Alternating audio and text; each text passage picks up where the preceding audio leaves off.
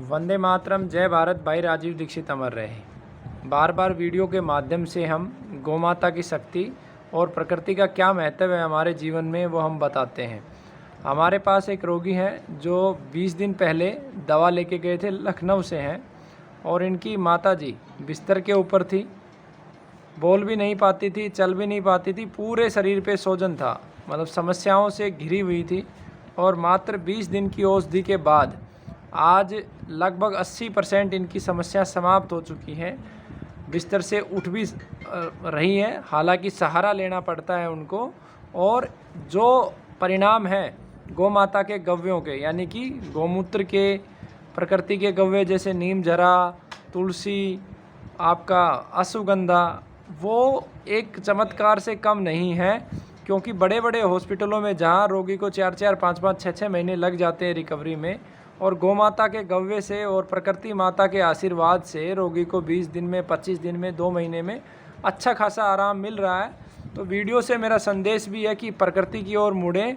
प्रकृति ही परमात्मा का इस धरा पे स्वरूप है, और अगर ईश्वर को पाना है तो प्रकृति के रास्ते से ही आप जाके प्रकृति की सेवा करके प्रकृति के अनुसार जीवन जी के ईश्वर को प्राप्त कर सकते हैं। मैं आपकी बात रोगी से करवाता हूँ। आपका शुभ नाम? सुनील दीक्षित। और जो रोगी हैं वो आपके रिश्ते में क्या लगती हैं? मामी लगती हैं। तो उनको क्या क्या समस्याएं थी और गुरुकुल की दवा के बाद क्या क्या समस्याएं खत्म हुई? एक्चुअली में गुरुकुल से यहाँ आने से पहले उनकी बॉडी में स्वेलिंग हो जाती थी, चेहरे में स्वेलिंग हो जाती थी, हीटिंग बढ़ जाती थी और पूरा बॉडी स्वेलिंग हो जाता था। उठने में उनको दिक्कत होती थी, बोलने में मतलब कोमा के मरीज जैसे लेटी रहती थी। अभी 15 दिन के अंदर जब मैं ये दवा लेकर गया हूँ तो 15 दिन के अंदर उनका स्वेलिंग भी हो गया, पहले जैसे पूरी चमक भी आ गई स्किन में।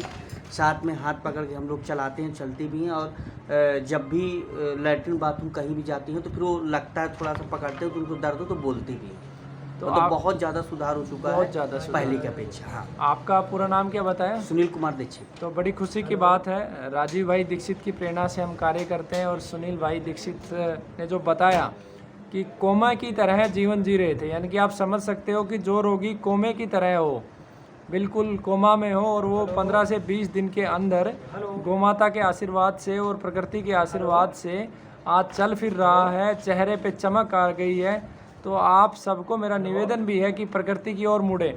अब एक जो समस्या है कि बोलने में दिक्कत होती है, कम बोलती है, तो उसके लिए आपको क्या करना है? सबसे पहले आपको मुलेठी लेनी है, दालचीनी लेना है, दोनों का मिश्रण करके शहद के साथ चटाना है दिन में 2 बार। दूसरा जो कार्य आपको करना है, इस प्रकार के जितने भी रोगी हैं वो सभी इसको कर सकते हैं।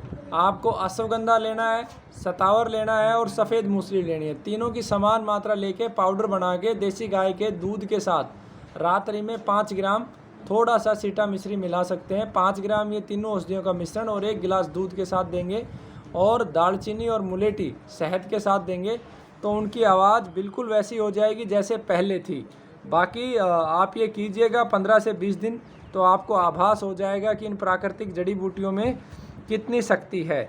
मेरा बार बार रोगियों से साक्षात्कार करवाने का उद्देश्य मात्र सिर्फ इतना है कि भारत को बचाने का एक ही मार्ग है, प्रकृति के मार्ग से हम आगे बढ़ें और धर्म के मूल को समझें। धर्म का अर्थ हिंदू, मुस्लिम, सिख, ईसाई नहीं रहा है। धर्म का अर्थ है कि प्रकृति के अनुसार जीवन जीना, और प्रकृति के जो भी अंग हैं उनका शोषण हमारे द्वारा ना हो, उनका पोषण हमारे द्वारा हो।